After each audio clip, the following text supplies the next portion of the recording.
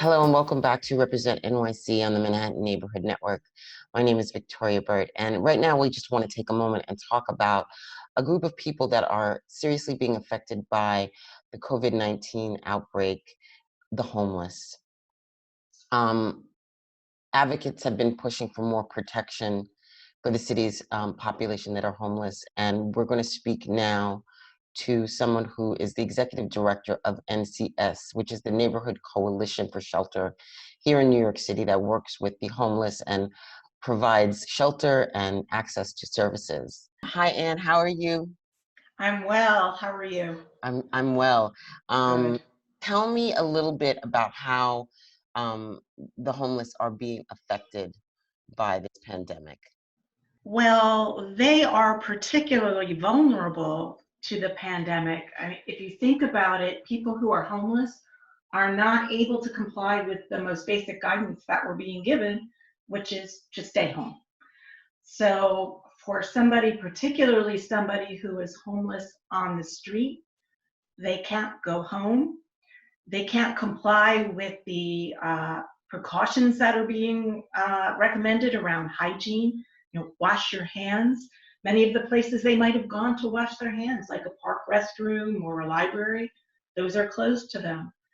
Many of the resources that people both on the street or living in a shelter might have access, things like food resources, are drying up, are changing. So people who are homeless are left particularly vulnerable.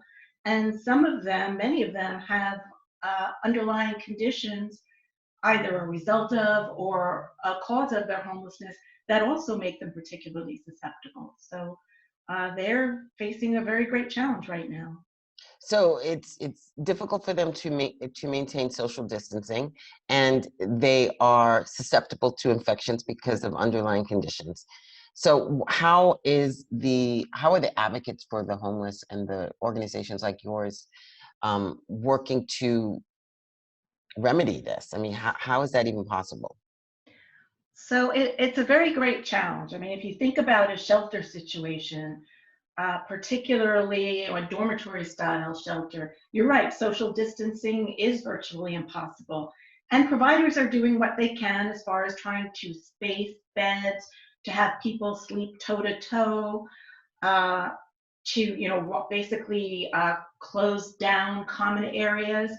In our residences, one of which is a single room occupancy residence, where there are small units and then shared bathrooms and a shared kitchen, we've had to close all of the common areas, cancel all kinds of group activities, and really look to our clients to stay within their individual units. We've done a lot to try to educate people about how you prevent COVID, how it's transmitted, what they can do to protect themselves. But it's a very great challenge if people are living in close quarters and sharing facilities. Now the city has begun to bring online what they're calling isolation hotels, and that is beginning to offer a resource for us where we can send somebody who is ill with the COVID infection, and they can be there and remain in isolation there while they recover until they're able to return and no longer be contagious. What about food? I mean, I imagine that donations and churches and organizations that were providing food to places like NCS or other shelters are experiencing sort of that source is drying out. Is that true? A good number of sources have dried up. Many of the community meals that faith organizations offered have stopped operating. At the same time now, there are other organizations that are stepping in. We are sort of scrambling to provide meals and get donations from different sources, because we do find, of course, that we have to provide meals for clients that we never had to feed before, since they are advised to stay at home. And many of our tenants are over 60 or even over 70 and 80, so that they really shouldn't be out in the community. we are sort of working all of our contacts to try to get meals donated, and then we're going around trying to pick them up from different places. But the city also is starting to put in place some more centralized resources that we hope will be able to eventually provide meals on a regular basis. Right now, those are not fully operational and there are some glitches with them, but I think we're starting to adapt to this new reality of how services are offered. I know that New York City is also offering 3 meals a day to anybody who needs a meal, and you can go to the New York City website and find the locations. I think there are over 400 locations in New York that are offering 3 meals. It doesn't matter; you don't have to qualify yourself. You just show up and you get food, which I think is really great. Tell me about the concept. We talked a little earlier, and you told me about the concept of the new homeless that will emerge. Talk to me about, tell us about that. Right. So when we speak about the impact of the COVID virus right now on the homeless, I think all of us have in mind people who were homeless at the start of the pandemic. What we don't know yet is what the longer term impact of this pandemic will be. We're certainly seeing economic impacts. We're certainly looking at a severe recession. Many people have lost their jobs. Right now, there are protections in place. There is a moratorium on evictions, for example. But looking down the road, it's hard to know and difficult to think about how many people could potentially be rendered homeless by the current situation and the repercussions. And then I've also heard anecdotally about people in the very short term losing their housing because of the COVID virus. And there I'm speaking about people who are homeless but may not be counted as homeless, people who are living doubled up or couch surfing, and they're not figuring in the statistics on the number of homeless because they're not in the shelter system. But I've been hearing of people basically being kicked out because nobody wants them to stay if they're COVID positive. Right. Can people donate? I know that people can donate funds to shelter systems and to NCS, but can they donate food? Can they donate clothes? Can they, what else can they do? What can they, how can they help? So there absolutely still is room for donations and for volunteers. Many of the traditional ways that people would donate or volunteer may be on hold right now.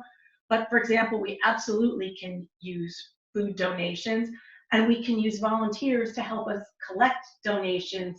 If we get a phone call from a church that they have some leftover dinners, we can use a volunteer to go get those for us.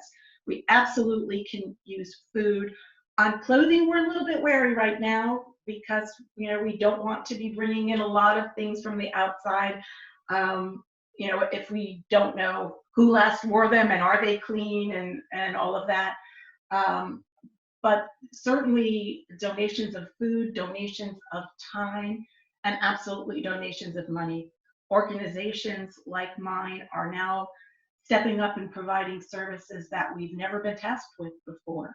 And we are all strapped and worried about the longer term outlook, given the impact that this whole situation will have on city and state budgets and private donations. So absolutely, we can use funds as well. Now, I know that you also work with teens and young adults, and I imagine that there is a large number of young adults and teens and children that are homeless in this city.